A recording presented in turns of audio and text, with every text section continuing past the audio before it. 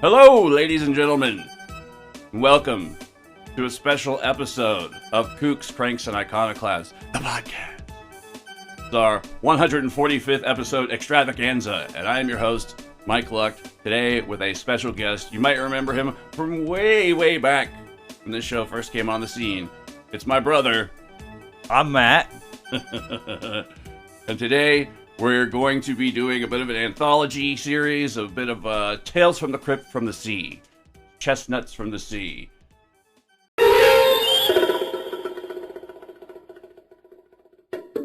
So, without further ado, let's jump right in. You want to start us off? Yeah, a little bit of a tease for your readers. Yeah. We have sharks eating seamen. That's right. The most haunted ship in Texas by the top sexperts in Texas? Maybe not, we don't know. And, Mike, are you familiar with the Essex? I've heard tales of such a thing, yes. Well, guess what? What? We'll find out just how far people will go to get back to the mainland. Yeah. I've got some mutiny on the Bounty. Let's see. I've got some mermaid encounters. Well, quote unquote mermaid. Like personally? No, not me. But cue up. I'm on a boat by the Lonely Islands. No, we'll get fucking sued for that probably. And I think I got another. What was my other story? I think it's oh yes, madness at sea. Gonna be a lot of madness at sea. So yeah, Arrr. You going to stick around? Obligatory Arrr. We're not gonna do that to you, dear listeners. We're gonna try and keep the nautical theme as coherent as possible, but no prolonged Arrs. She's driving me nuts. So yeah, kick us off there, bud. Well, I would like to take us back in time to a more dangerous time. A time your parents probably remember as the Second World War.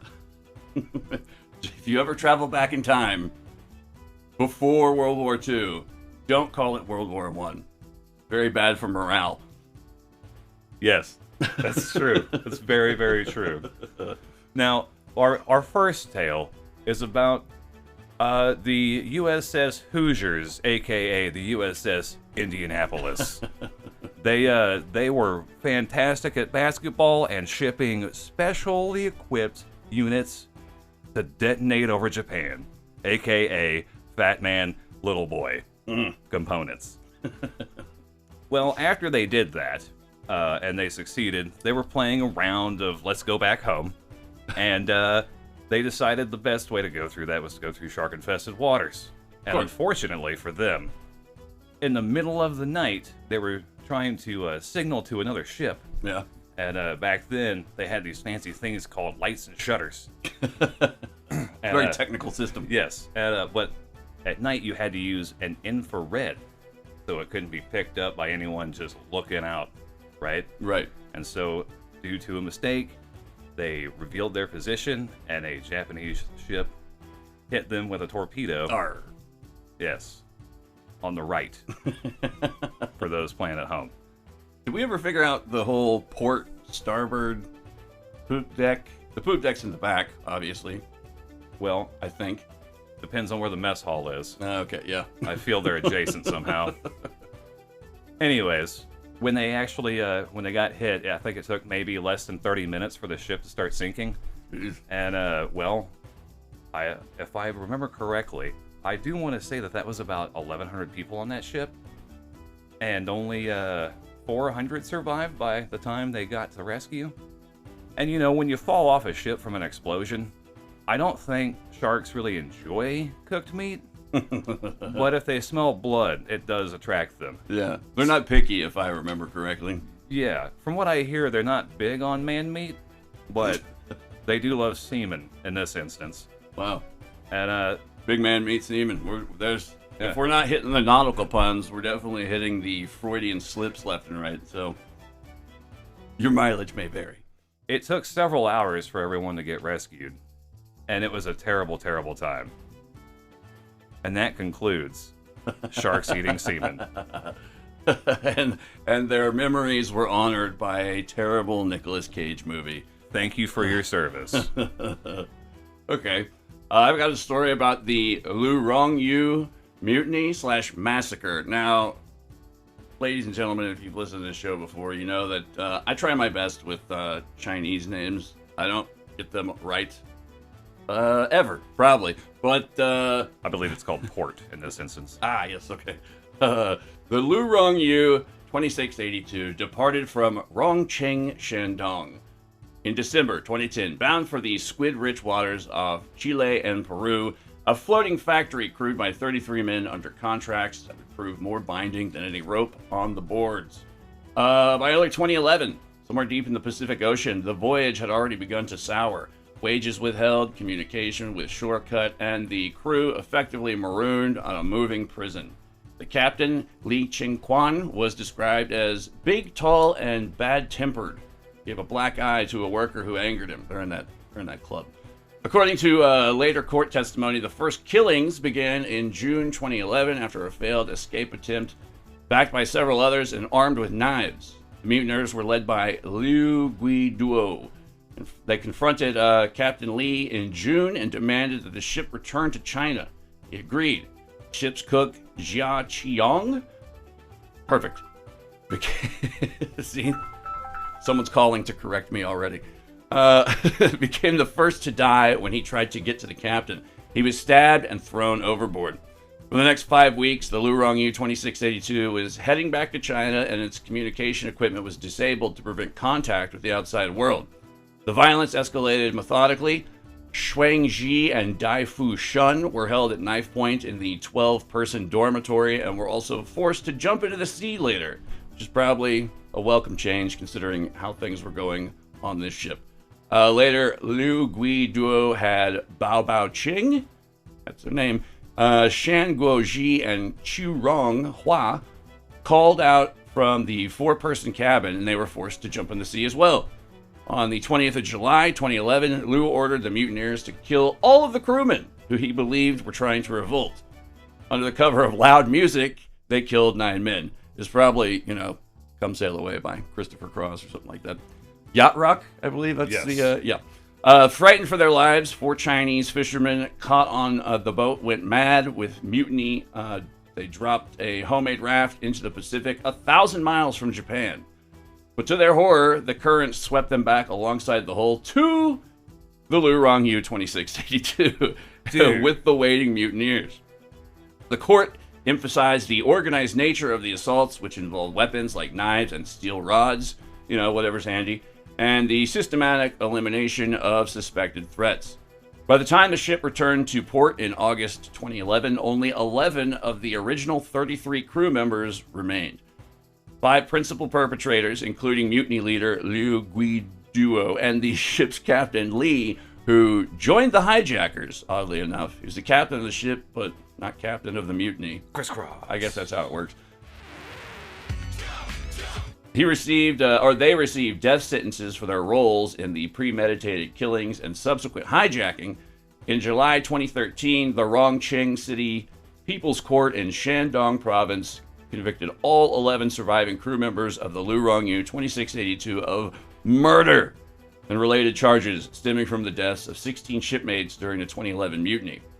Survivors described not just brutality, but a creeping psychological unraveling, as if the endless cycles of night fishing, the floodlights piercing the dark, and the writhing masses of squid drawn to the surface had begun to erode something fundamental in the psychology of the mutineers. The Humboldt squid, after all, are not a passive catch. They swarm, they communicate through rapid chromatophore flashes, they hunt cooperatively, and in rare cases have even been reported to turn aggressive towards divers. So, for regular listeners of the show, you might know where this is turning. One could almost imagine the deck becoming a kind of mirrored ecosystem. Men working in synchronized rhythms, responding to signals, turning on one another in bursts of coordinated violence. It's a fanciful notion, but not entirely without precedent in the popular imagination.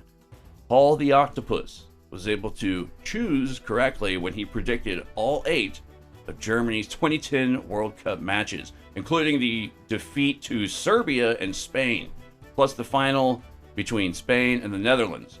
All of this was done with uncanny accuracy, not to mention an innate ability to potentially conceive of the concept of football in the first place, or, soccer as we call it over here. So it's as if something in the cephalopod mind operates just adjacent to our own understanding of attention. Out there, under the industrial lights of the Black Ocean, or with the Black Ocean, thousands of intelligent color signaling bodies pulsing just below the hull. It doesn't take much to wonder whether the crew were harvesting squid, or if the squid were harvesting them. Because by the end, the killings were chaotic. They were methodical, almost procedural, like a net being drawn tight. And once you start thinking in terms of nets, well, it's hard to say who really caught whom. The squids did it. That's pretty intense. Yeah. That's, they follow ships all the time. Yeah. They're smart, dude. I had this ongoing thing on the show about cephalopod intelligence. And if humanity doesn't make it, which way things are going lately, 50-50, give the squids a chance. That's all I'm saying. That what's that documentary from Iron Maiden, 2 Minutes to Midnight? I think you're thinking of Run for the Hills. That's about the systematic genocide of Native Americans. They've always been a very historical metal band. What does the Fancy Owl say, by the way? What does a Fancy Owl say, by the way? Whom? My friend has this owl that got kicked by a horse, and all I can say is, what? Ow. That's who backwards. You have to put the H in. Ow.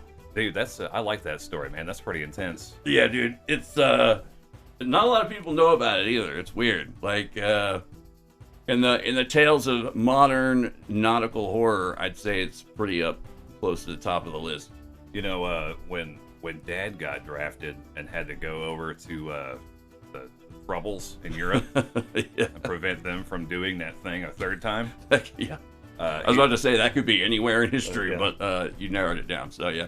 He told me that when they were on that ship, he'd go out there on the poop deck and he'd look out and he'd see stuff like glowing green fluorescent, and he said he saw like 2 giant green donuts out there glowing, and then he's like, and I found out later, according to Dad, that they had squids and octopuses following them, octopi, and he's like, I didn't even know they could do that, and they used to dump all the trash off the ship in the back. Yeah.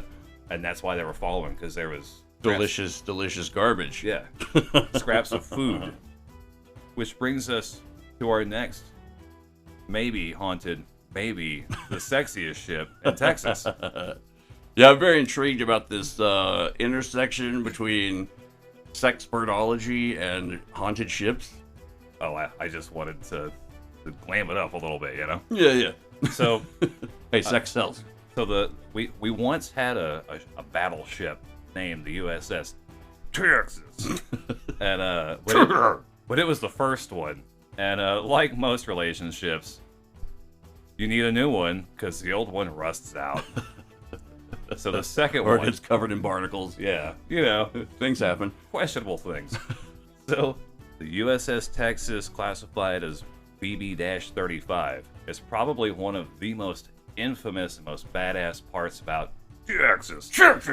It was built in 1911 to 1912, and back then shipbuilding was a pretty unsafe practice, much like it is today, but in reverse when they dismantle them and everyone gets some kind of cancer from all the fumes. You should only get cancer. I hope you get cancer. Probably didn't know about that back then either. It's a dirty job, but lots of people we don't care about have to do it. Yeah, apparently. So they do believe that there is at least one fatality in the manufacture of the ship, but in its storied history as a battleship, I believe it's called a super dreadnought classification. Whoa. Yeah, because it's measured in imperial units and not metric. That's weird. Yeah. It was the first ship to incorporate anti-aircraft guns on it. Yeah. Like, it didn't see a whole lot of action in World War I because, don't cross me. Yeah. Was the general vibe. Yeah. And in World War II, though, it had a 30 years of experience with the crew. So they ended up going to all 5 major naval theaters in World War II. Holy shit. When was this built again? 1911, 1912. Holy shit, okay. Yeah. And so it landed troops or helped land troops in North Africa. It was there on D-Day, which, for those of you who don't know about D-Day, sit down and let Granddad tell you a tale. The USS Texas and its crew were very Texan about it. They were about 1,200 meters off the coast of Normandy, and they fired everything they had at the coast and in very specific positions to kill as many Germans as possible. Yeah. And it took about 34 minutes. And they said, well... To kill as many Germans as possible? Yeah. Okay. They ran out of ammo. And all those rounds equated to basically hurling a car at someone. Holy shit. So when they ran out of ammo, they're like, F this noise. Hey, where can I get more ammo? And they're like, oh, if you go around here off the coast, there's another place you can get more. Okay, well, let's hurry up and do that. Okay. So they went and loaded up more ammo. And then they said, hey, well, all our guys are already where we were shooting. Let's see if we can get closer. Don't do that. You're going to wreck the ship. Shut up. It'll be fine. So they got as close as they could to the shore, and they filled the blister packs on one side of the ship so it would lean closer to the shoreline.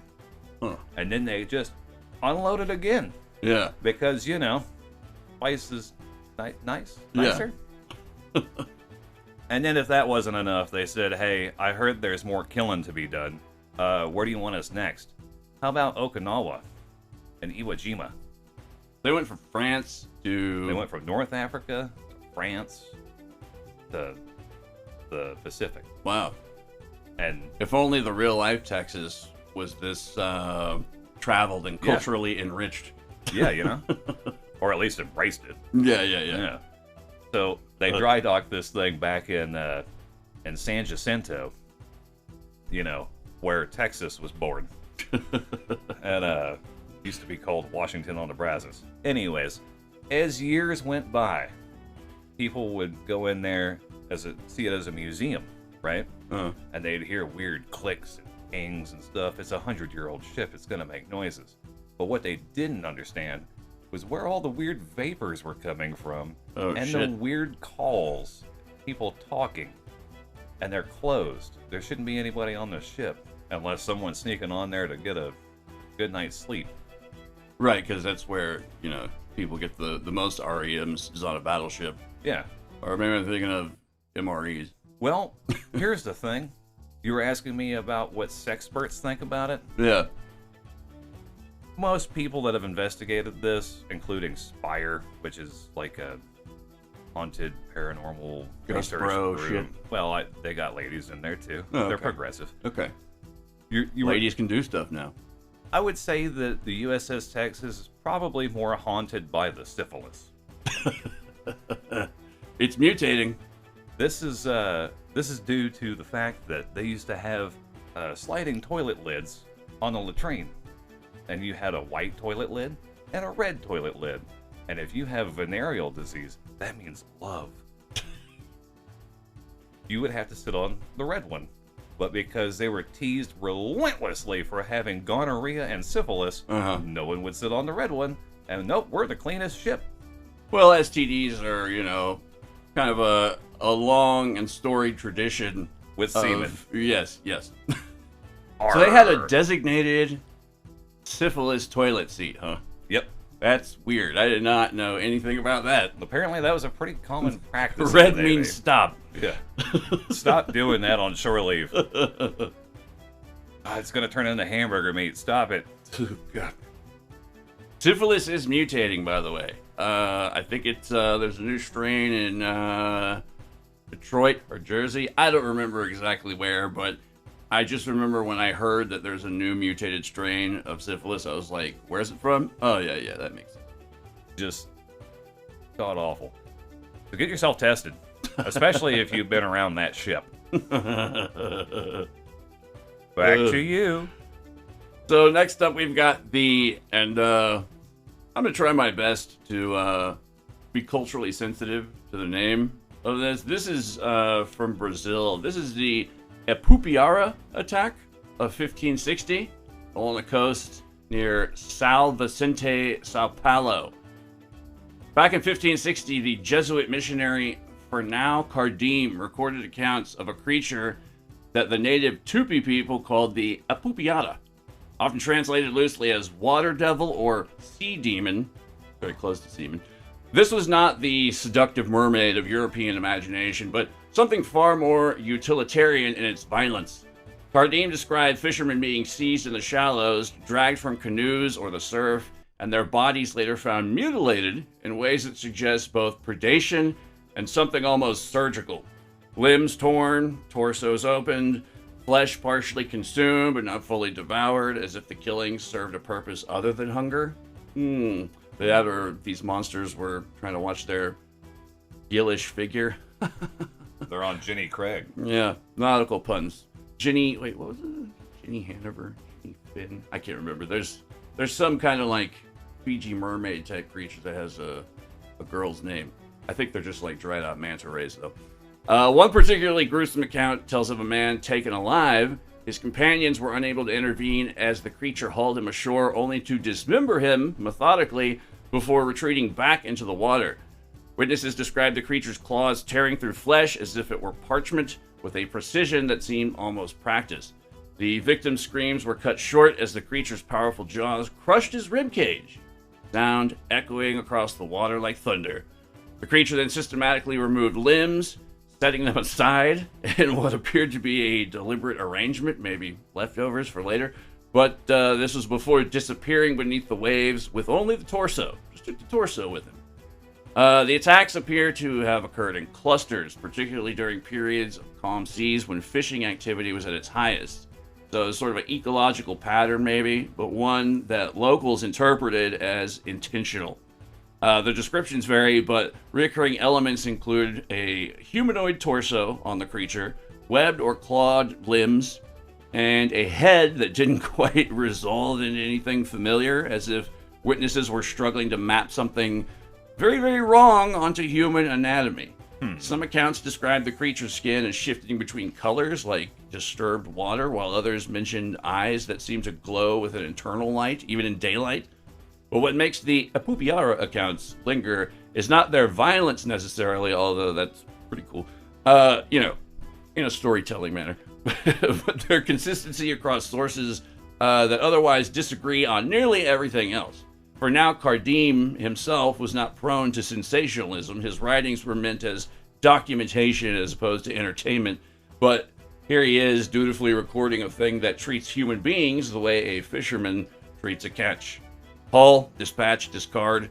If you're inclined towards symbolism, you might say it reflects the colonial inversion of predator and prey, if you want to get smarty pantaloons about it. If you're inclined towards something stranger, you might note that the ocean, once again, is not behaving like a passive environment, but like a territory with its own selective pressures, one which humans occasionally find themselves in and are reclassified. Either way, when the water goes still and the catch is good, that's precisely when the old account suggests you should start worrying, because that's when it starts fishing. The locals shouldn't have been so shellfish with that information. I'm trying with the nautical puns, man. Yeah, it's so let me get this straight. This Ipupiara. This entity would it had dining etiquette. I guess you could call it that, yes. More so than most predatory animals, I would say. Or, I don't know, humanoid encounters, whatever you want to call this thing. Might have just been doing it to be an asshole. Or, also, there's the whole, idea of, put their heads on pikes and let them know not to fuck with this kind of idea. Yeah. Maybe it was something like that. Like the Goonies. Yeah. They're making a sequel. Nice. Corey Feldman's finally got work again. Good for him. Good for him. What was his last movie? Oh, God. It was something... I saw a commercial for it. It was something where he talks with, like, a cartoon character voice the whole time. And it was set during the 1920s. But I would say that... Yeah, I know. But I would say that pretty much his whole life is quite a tragic comedy. But at least he's not as bad off as some of the others. Not the Goonies specifically, Yeah. but child actors. I always wanted to be a former child actor, but somewhere along the line, I just screwed that up. Just grew out of it, I Yeah, guess. I guess. God. What are you talking about, Willis? I believe. Did you have more story or Arrr, what are you talking about? Did you have another story, or I know you've got a public service announcement. I also have the Essex here. That's right. Okay. Yes. Are you familiar with the Essex, Mike? To a degree, yes. I Well- know there's blubber involved. Yes. She'll be eating blubber all right, just as soon as I free will it. There's lots of filler in there, but the good news is you're going to be just okay, and you're going to learn the extent that people used to go through for cannibalism. How far would they walk for their first mate? It's not like these cannibals today. You can just get on the internet and find some guy in Germany. Yeah. Or like, you mean I got to walk all the way up that hill? Can we just eat Jerry? Please? You don't want to eat Jerry. You're just going to be hungry again in 10 minutes. I assume Jerry's Asian. You can assume what you want, sir. I don't know if you've ever... They made a movie about it. Several movies, I'm sure, by now. Is this what One of the Hemsworths. Moby Dick is also based on? Yes. Okay. Herman Melville, which sounds like he got hit from the front and back in high school. That does sound like a variation on the wedgie or the other one. The Melvin. Yeah, that's right. Yeah. Yeah. Dude. Maybe, Herm. maybe that's where it originated. What if they called him Herm for short? Back in the day, before all the oil, Yes. Time traveling back before all that sweet, I drink your milkshake oil showed up. And Daniel Day-Lewis blessed us with such a beautiful movie. They used to use a lot of whale oil and ambergris and blubber from, you guessed it, whales. Yeah. Mostly sperm whales. Yes. The No sperm and semen throughout this. Just, Yeah. Once again, the Freudian I Freudian slips are coming more. See, I just did one there accidentally. But they're outpacing the nautical puns. That's for sure. it's amazing to me how this keeps happening, but I'll go with it too. The essence of the Essex was just a nice little whaling ship. Wasn't too big. It's like an 88 footer, 80 footer, and it left one morning with a fleet of 34 other ships. Go out there and start hammering these whales. And so, for a lot of guys in Nantucket, I've heard a lot of stories about people from there. yes, I was going to start this tale off. There once was a crew from Nantucket whose views on cannibalism was fuck it.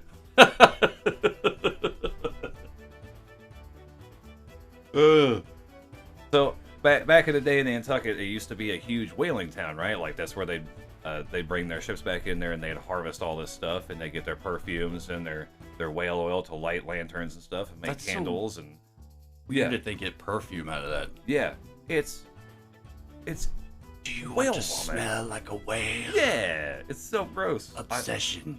Smelling like whale blubber. Obsession from Moby Dick. Captain Ahab. Damn it. Ahab. Damn it. See? How does he keep making it into the show? Arr. So they set out one morning, and obviously it's a whaling town. You have a lot of crews out there. Most ships were like 20, 30 guys. A lot of dudes had like whole fleets of their own. And what happens when a lot of guys go looking for really big fish in the same area?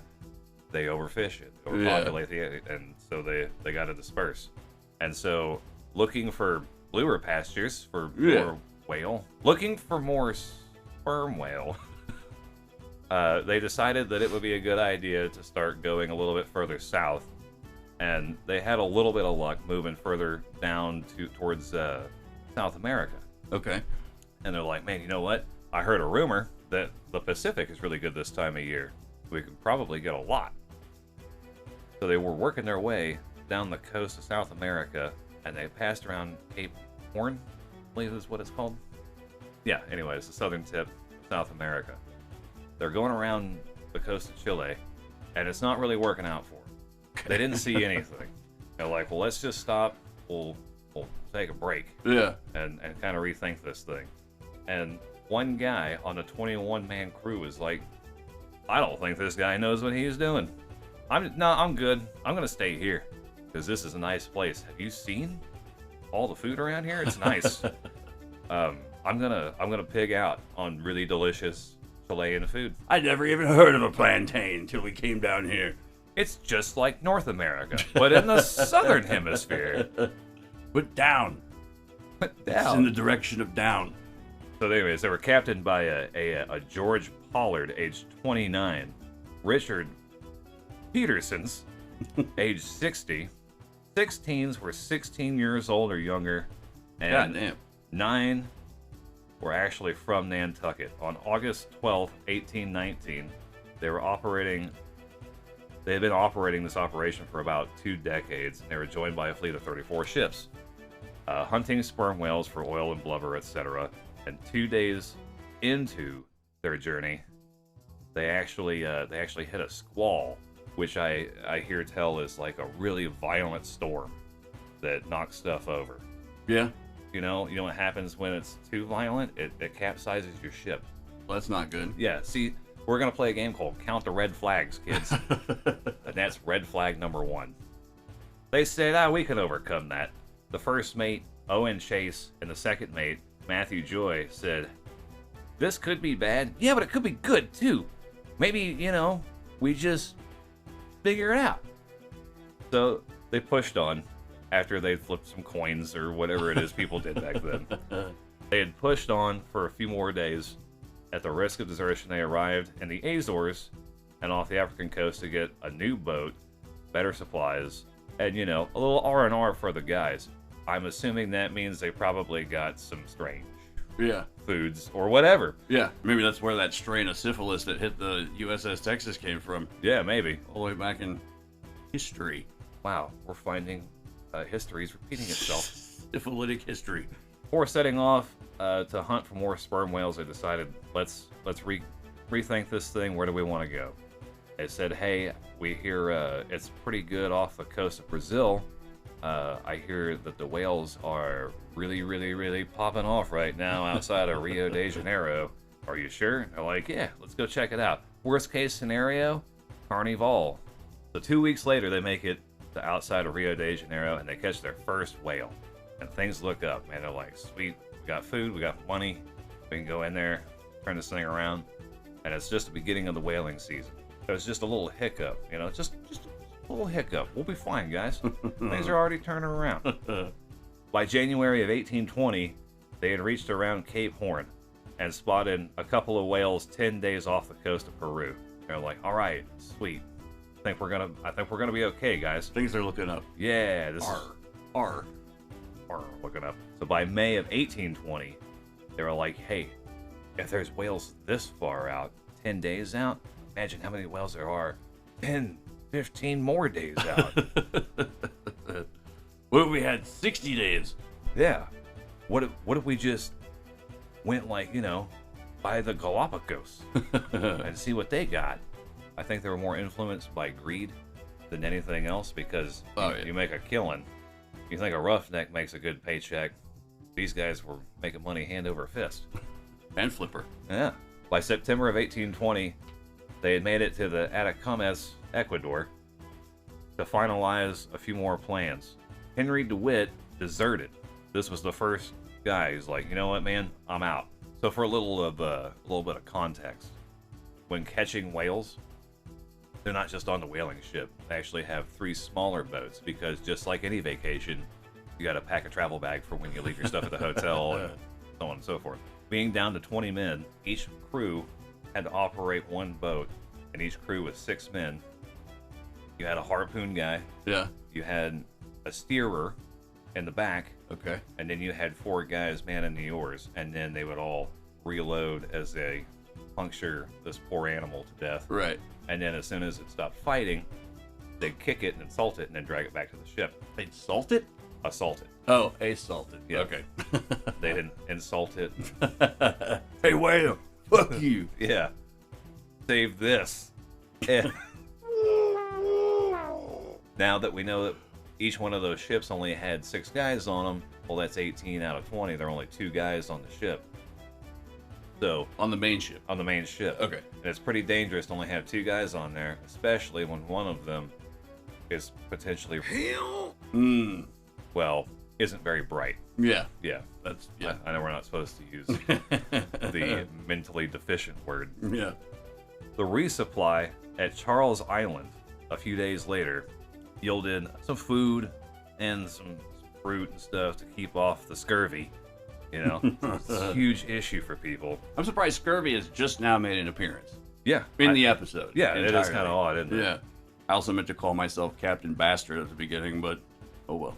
Anyways, by 1820, they decided that probably a good idea if we resupply, and they acquired some food, but not food you would think. 300 Galapagos tortoises.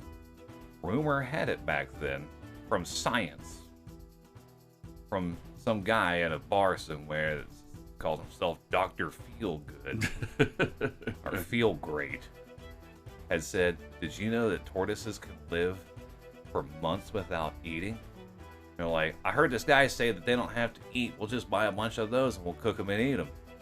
Well, unfortunately, harder lesson learned even harder. Stupid tax.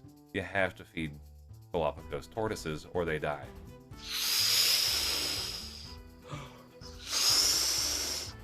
And then all the meat spoiled, and they had no more food. So they launched a hunting party on another island. And you know how we all got that friend that lights stuff on fire as a goof. A lot of you listening might be that friend. Yeah. Please heed this warning. There was no Smokey the bear or whatever the tropical animal equivalent is. Smokey the clownfish. Smokey the clownfish. Thomas Chappell had lit a fire in an attempt to have a goof and spook his friends. What he did, in fact, was burn down the entire island. He had set such a large fire that after they got everybody out and rescued whatever supplies they could, you could still see, they could still see, the smokestack 1 day's sail away and a column rising up over the horizon. The captain of the ship was very, very angry. You stupid bastard. Somehow they managed to, move past that. I feel like this is also another red flag of we got the wrong people here. Need a better vetting process. Yeah. Also, spoiled turtle meat. That's got to be one of the most horrific meals that I could possibly conjure up in my mind. Yeah, that's the last thing I was like, I mean, you're in the ocean, there's fish. No one brought a fishing rod? Like, no one wants to catch a tuna? I hear it's the tuna of the land, or fish of the... Whatever Jessica Simpson said. November 20th, 1820. 2,000 miles from the mainland. Started off like any other day, killing big animals. 2,000 miles from the mainland. Another day on the Pacific Ocean with tons of red flags and pyros. You know, like you do. Yeah. They come across a pod. That's a bunch of whales. Mm-hmm. And, well... Or what you're listening to. Yeah, mostly. Arrr, matey. They come across a huge pod, and they're like, ooh, we gotta get the boats out. Well, like we stated earlier, 6 man to a boat, 2 guys on the ship. Hmm. They go chasing down this pod. Well, Mr. Sperm Whale didn't like what they were doing to his old lady. So an 85-foot sperm whale rammed the Essex head on. It hit it so hard and it punched a hole in it. Then he said, Our story has a hero. Finally. Yeah. Enter the hero. And if that wasn't enough, he's like, oh man, they got Bill. So he turns around and then he just body slams the Essex and it's sinking fast. Yeah. And they're all out on the small whaling ships.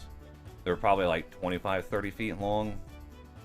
They don't really have a lot of supplies on them. So like in shock, they're like, holy shit, they can do that? Why didn't you tell us that back in Nantucket? And he did this to the whale did this to the main ship. To the Essex. Okay, yeah. So they go over there. They got maybe 10, 15 minutes to get as much as they can off of that ship. Yeah. And they're like, okay, dude, we got to get out of here because that guy's pissed. It was estimated at the time that the second strike was at 24 knots, which is roughly about 44 miles an hour, by an 85-foot whale. I mean, that's like a train car hitting that thing. Holy shit. Yeah. By all accounts, the whale was fine, for anyone concerned. It was like over 100 years ago. I think we're going to be okay. Spoiler. As the ship was sank, they spent about 2 days harvesting supplies and any tools and anything they could find from the wreckage site. And they were like, hey, you know what? We need to find land because we're going to die out here. They had an argument over which direction to go because, you know, you go west, we can avoid cannibals. Yeah, if we go south, we can find land and no cannibals. Well, all right, well, who's a navigator? Okay, thanks. That's what I thought. Do we even have any of our navigation tools? Yeah, man, we do. Okay, cool. Well, we need to go find land now, soon, as soon as we can, because it's going to get bad out here. It's the South Pacific. You know how bad the weather gets out here? You've been out here for several months. You ought to know by now. So they finally agreed they were going to go to Henderson Island. They're running low on food. They repaired a few things, took a breather, reassessed the situation, found out they probably had enough food for maybe a week or two, and they were going to have to leave.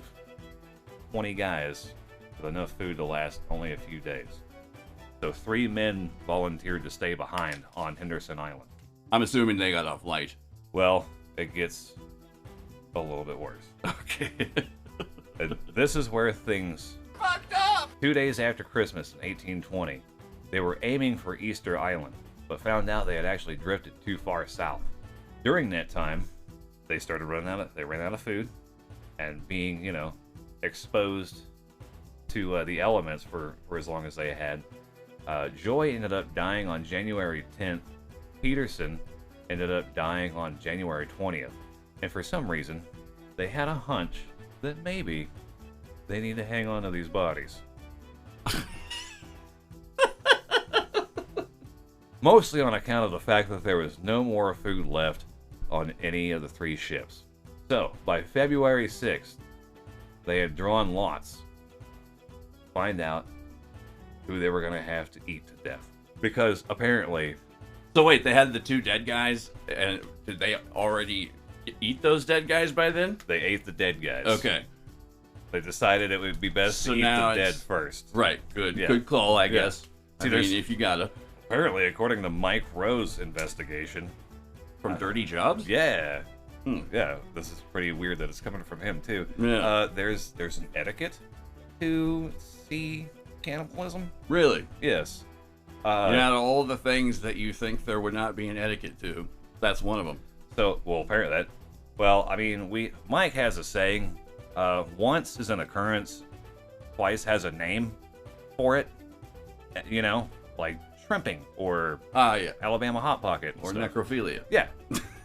It's a thing now. It's not just... Yeah. Remember that time Jerry did that weird... I don't know why Jerry's the guy. Anyways. Jerry. So... Arrr. Apparently, according to Mike Rowe in that one interview with he who will remain nameless, brothers can't participate in drawing lots because they're too closely related. Right. First cousins? Absolutely. Okay. We can be in the same lot with first cousins and eat our first cousins because that's why they all moved to Shelbyville. They all drew lots. Owen Coffin he got the short end of the stick. His last name was Coffin. It was coming for him either way, I think. What are we on, red flag number 4 now? Parsley Ray also eaten days later. Isaac Cole eaten on Feb 10. I mean, dude, like, there's not that many guys. Yeah. Let's, just for the body count here, let's remember, they were down to 20. Yeah. 3 guys stayed on Henderson Island. That's 17 now. Okay. And we have already had Joy. Now we're down to 16. Peterson, he's down. So that's already, like, dude, like, you're at least 150 pounds of something to eat there. I don't understand. And this is over how much time? Like, Like, I don't know if you have the... At this point, from death to consumption area, we're looking from Jan 10 of the first death to eating 1, 2, 3, 4, fifth guy, Isaac Cole, on February 10th. It's been 30 fucking days, and Wow. they've eaten like 5 guys. Like, they're not even trying. Like, yeah, it doesn't take. I mean, the soccer team had to be stranded in the mountains for a really long time in the cold with no jacket. Right. They're in the ocean with harpooning devices on their butt, and they're like, "No, Fish everywhere. no, we got to eat Isaac." No, Do they still have boats, or they like their smaller boats? they still had their small, Okay. little go kill the whale boat, Yeah.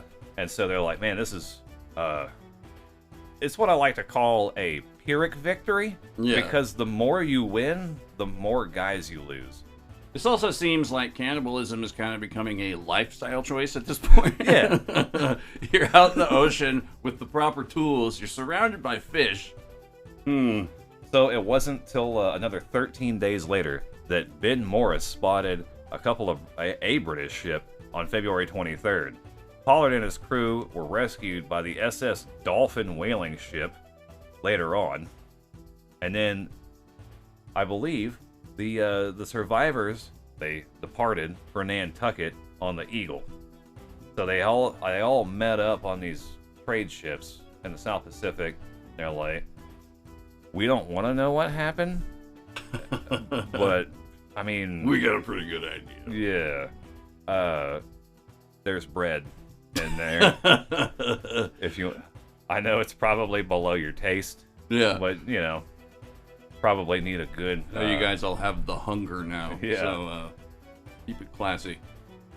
So this is where it gets the body count, right? Okay. We have 1 desertion, Uh-huh. 7 eaten. This is out of the first 20, right? Yeah, this is Okay. out of Okay.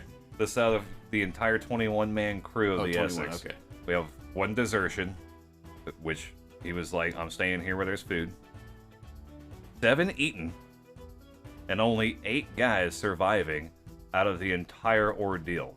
When these guys got back, they started telling people about it. They wrote memoirs, Yeah. and old Herman Melville, Herm. decided to make this the basis of his story on Moby Dick. And even today, there's still a bunch of museums up there around Nantucket dedicated to one crew from Nantucket whose views on cannibalism are fucking. What a horrible fucking experience, dude. Yeah. All for blubber. Yeah. And whale vomit. Those Ugh. things wash up on the shore, you know? Yeah. And it seems like you don't have to. Well, I don't know. I think it's mostly just the greed. Fucking. I heard a story recently about the Farallon Islands off the coast of California. Like there was an egg war back in the. I think it was like the early 1900s, late 1800s, early 1900s. And they would go out and collect the bird eggs out there because it was like post gold rush. There was no food to feed all the hard-working gold rush guys. So they pretty much just like went to this little island off the coast and fucking decimated the bird population by eating all their eggs and shit. Or if you got a bad egg, it like tasted like shit, so they couldn't tell the difference between old eggs and new eggs. They would go out there and just to ensure that they were going to get a crop of all new eggs, go out there and smash every egg, and then come back like a week later and make sure that they had all new eggs. Dude. Yeah. Yep. That's okay. Bird flu took out quite a few people, so I would certainly hope most of those guys died from like dysentery or well, they killed each other a lot too. So yeah. that's human greed. Fucking that's how it works. Pardon us while a truck drives through our boarding studio. So yeah, this is my last story. This is a tale about the deep sea derangement of one Donald Crowhurst. In October 1968, amateur sailor Donald Crowhurst set sail from a place called, I'm probably gonna fuck this up, Teignmouth in Devon in the UK, aboard a ship known as a trimaran that he called the Chainmouth Electron, which sounds like you shouldn't get into water, but he didn't know, and, well, you'll see. He was a competitor in the Sunday Times Golden Globe race, which was a solo, non-stop circumnavigation challenge that offered not just prize money, but prestige worldwide. By December, somewhere in the Atlantic Ocean, it had become very clear that Crowhurst's vessel was not capable of finishing this journey. Rather than withdraw from the race, however, he began falsifying his position reports and records, basically inventing a voyage while drifting aimlessly across the Atlantic. Like that lady in the Boston Marathon? Yes. His early entries are technical, if strained, but they gradually give way to very dense, disjointed reflections on time, morality, and quote-unquote cosmic order. He writes of a quote-unquote cosmic intelligence governing events. Like, he basically just lost his shit over time and was drifting aimlessly forever. And the only reason we know what happened to him is because they found the ship without him, but they found his ship log. So it turns out that at one point he declares in his ship log that he's quote-unquote broken the rules of the game and can't return. So the race had revealed itself to be a kind of metaphysical trap that he'd kind of been forced into. He refers repeatedly to forces and entities in abstract terms, not quite beings, not quite ideas, that seem to be observing or influencing him. So in one passage, he suggests that his actions have cosmic consequences and that his survival or failure is tied to the balance of something far larger than himself. So in the final entries, the most, let's say, disturbing bits, he speaks of quote-unquote finishing the game and achieving a form of transcendence of sorts. And his handwriting becomes increasingly erratic, as it will when you suffer breakdown mentally and physically at sea. The structure of the logbook collapses entirely, basically. And by July 1st, 1969, his ship, the Chainmouth Electron, was found adrift with Crowhurst gone without a trace. No body was ever recovered. Whether his writings reflect a psychological break brought on by isolation, guilt, and stress from, basically trying to cheat at the boat race, or something more, let's say, exotic, something a little more otherworldly, possibly, an encounter that people like John Keel might later describe as an external intelligence operating at the edges of perception. It's ultimately a matter of interpretation, but the pattern is hard to ignore. Isolation, followed by the sense of being observed or guided, followed by a final act that removes the witnesses from the events in the equation entirely. So the sea doesn't need to produce necessarily a visible creature to enact this sequence. Sometimes it's just enough to provide the conditions under which the mind begins to go, and once that perception takes hold, it's very much like a good old-fashioned boarding party. Psychotic, methodical, and impossible to repel. Either way, it looks like Crowhurst was in too deep from the start. And I actually have a couple of excerpts from his logbook. Let's see, this is from the 28th of January, 1969. Nice. Quote, "I am playing a game with God. I have broken the rules of the game, and now I must pay the price. The price is that I must be the winner. I must be the one who comes back. I must be the one who tells the story. I must be the one who knows the truth. I must be the one who is the winner. I must be the one who is the winner. I must be the one who is the winner." I don't know if you guys are picking up on a pattern yet, but you will on this next one. This is from the 2nd of February, 1969.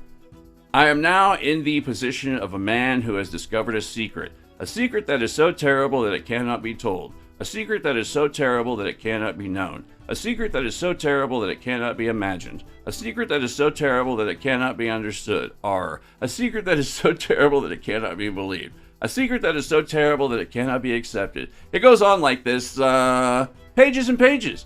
And then let's see, March 15th, 1969. "It is now finished. It is finished. It is 8 hours since the end of the game. I have completed my life's work. I am now entering the home straight. I have won. I have won. I have won. I have won. I have won. I have won. I have won. I have won. I have won. And it goes on like that for pages and pages and pages. This man lost his fucking mind. I think that they published his whole ship logs. You can find them and read them if you have the tolerance to go through and read a man basically having a shining moment out on the sea.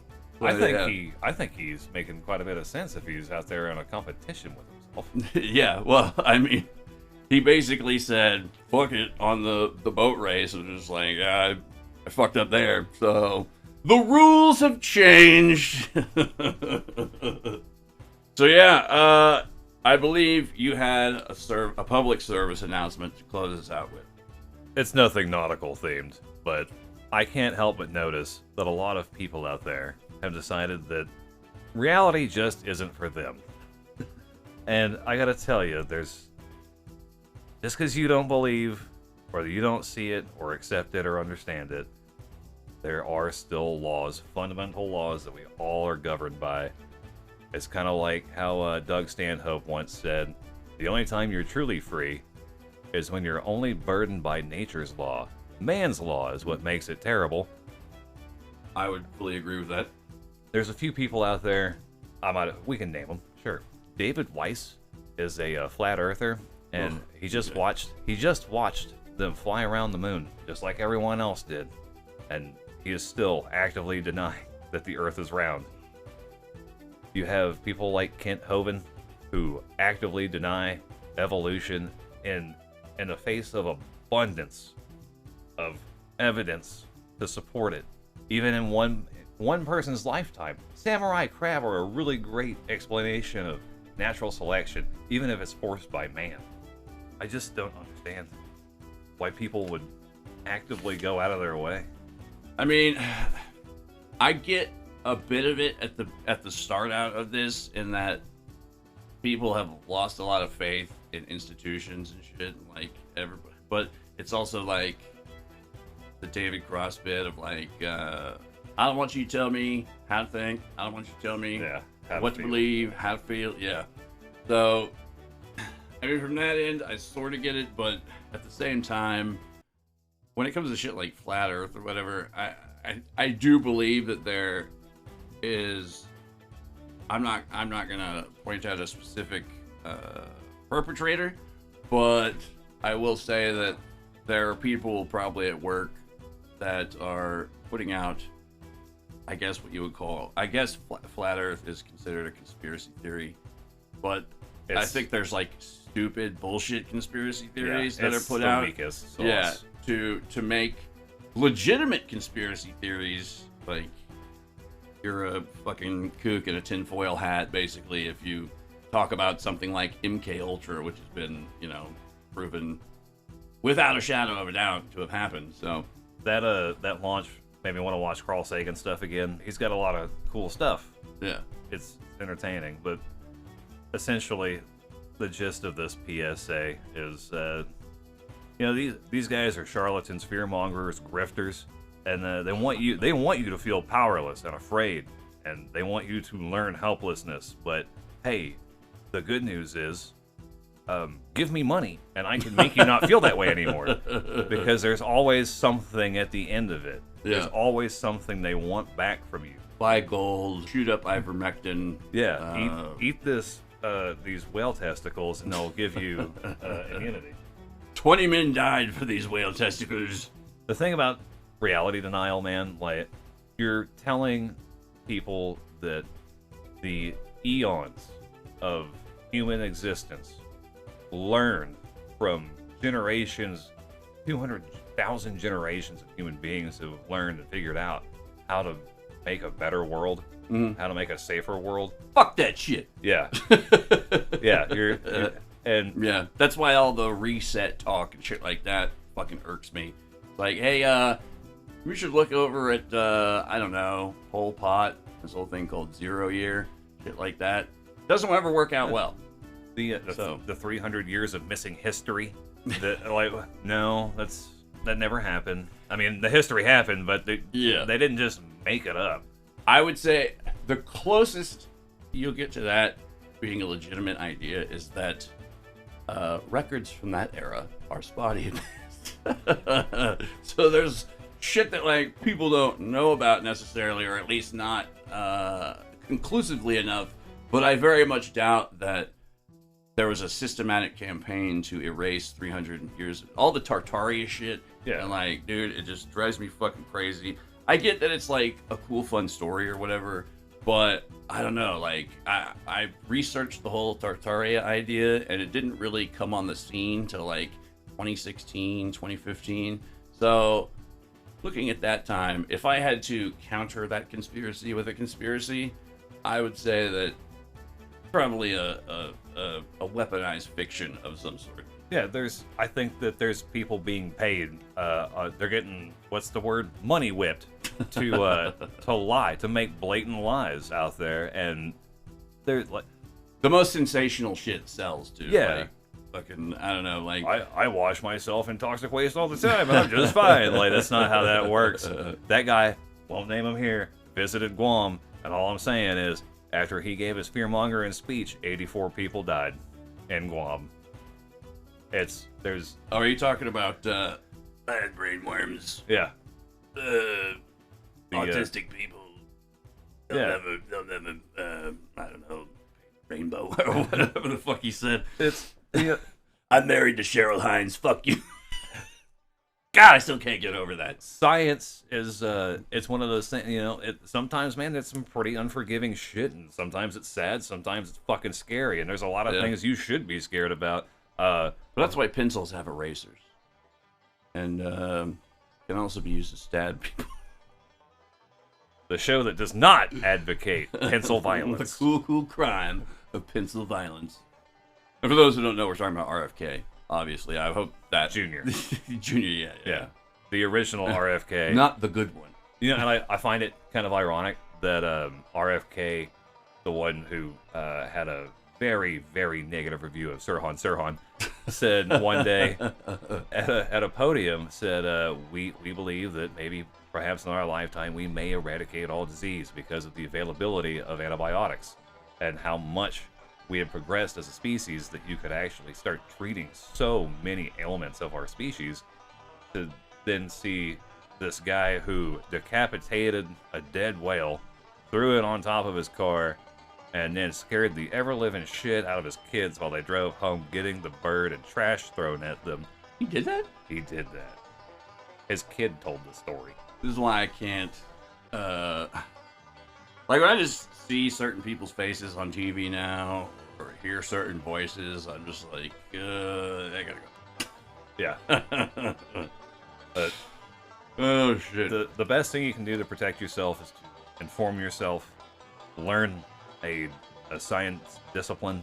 Yeah. And like most things in life, it's all interdisciplinary. You gotta know one to know the other. I mean, yeah, they're complementary. Yeah.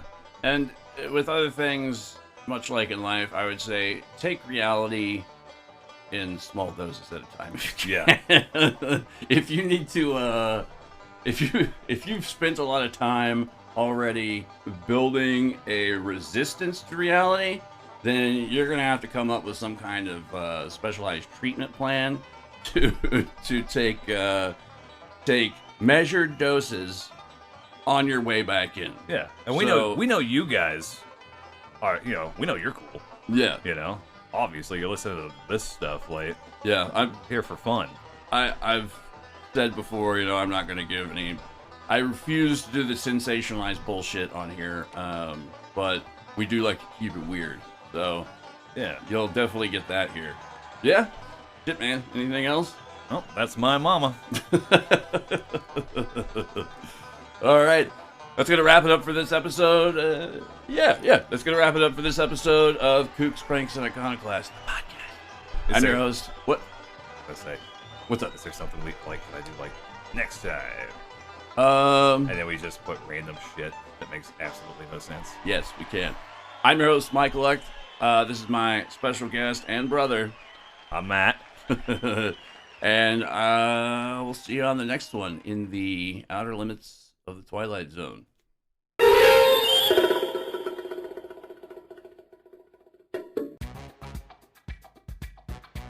Next time on Kooks, Cranks, and Iconoclasts.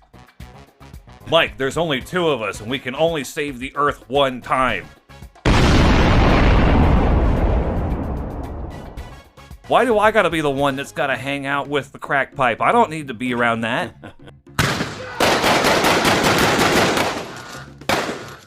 Oh my God, it's full of cancer. It's all made of cancer. Somebody get this stripper off of me, she's gonna blow! A Donald P. Belisario production.